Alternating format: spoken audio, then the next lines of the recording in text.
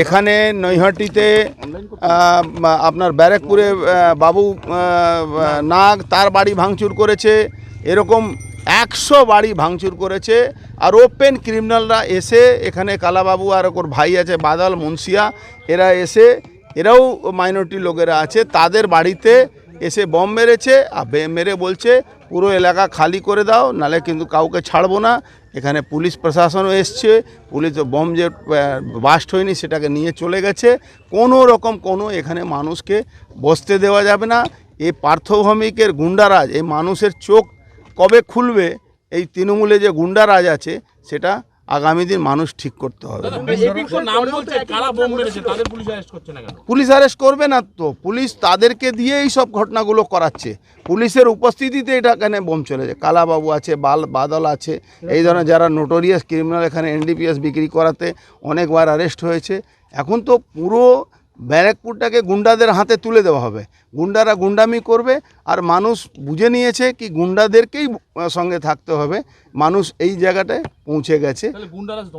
গুন্ডারাজ তো গুন্ডারাজ প্রতিশ্রুতি দেওয়ার জন্য হয়, আসলে সেটা কাজ হয় না। এই গুন্ডারাজ কায়েম করার জন্যে ও এখানে এইসব ঘটনাগুলো করাচ্ছে। 100 বার যারা এরা সব আমাদের সমর্থক, এখানে কোনো জাত ধর্মের ব্যাপার নেই, এখানে এরা আমাদের সমর্থক, তাই জন্য এদের উপরে হামলা। মোকাবিলা তো লড়তে হবে, লড়া ছাড়া তো কোনো উপায় নেই। তাই জন্য তো ওনাদেরকে বললাম আপনাদের পাশে আমরা আছি, আপনারা থাকুন। এটা গণপ্রতিনিধি তুলে ধরতে হবে, নালে কোনো উপায় নেই এখানে বাংলায় বাঁচা। বিজেপিকে ভোট দিয়েছে তাই জন্য বোম ফেলেছে, বিজেপিকে অর্জুন সিংকে সমর্থন করে তাই জন্য তার উপরে হামলা হয়েছে। 3টে ঘটনা সারা ব্যারাকপুর জুড়ে হয়েছে। একটা মাদ্রালের 32 নম্বর ওয়ার্ড, 33 নম্বর ওয়ার্ড, একটা ব্যারাকপুরের 24 নম্বর ওয়ার্ড, আর একটা ভাটপাড়ার মমিনপাড়া। মাত্র 3টে ঘটনা ঘটেছে। এখানে দলের কোনো অনুমোদন নেই। 33 নম্বর ওয়ার্ডে আমি নিজে গেছিলাম।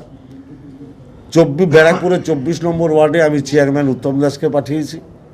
আর মমিনপুরের ঘটনার ব্যাপারে পুলিশকে বলেছি শক্তপোক্ত করা ব্যবস্থা নিতে। এটা নিয়ে গতকাল আমার chief election agent Sourav Singh রাত্রে ফোন করে, রাত্রেই আমি পুলিশকে বলি কড়া ব্যবস্থা নিতে হবে। অতএব আপনারা দেখতে থাকুন ফোর্থ কোনো ঘটনা ঘটে কি না, ঘটবে না। আমি অর্জুন সিং না, আমি পার্থভৌমিক। বলেছি যখন গুন্ডারাজ খতম হবে তখন খতম হবে। আর যারা গুন্ডারাজের চামচামি করেছেন তাদেরও বলবো সঠিক খবর পরিবেশন করতে। সারা বাংলায় 2011 সাল থেকে হয়েছে। এবার ব্যারাকপুরের ব্যাপারে আমাদের মাননীয় মুখ্যমন্ত্রীর অনেক পরিকল্পনা আছে।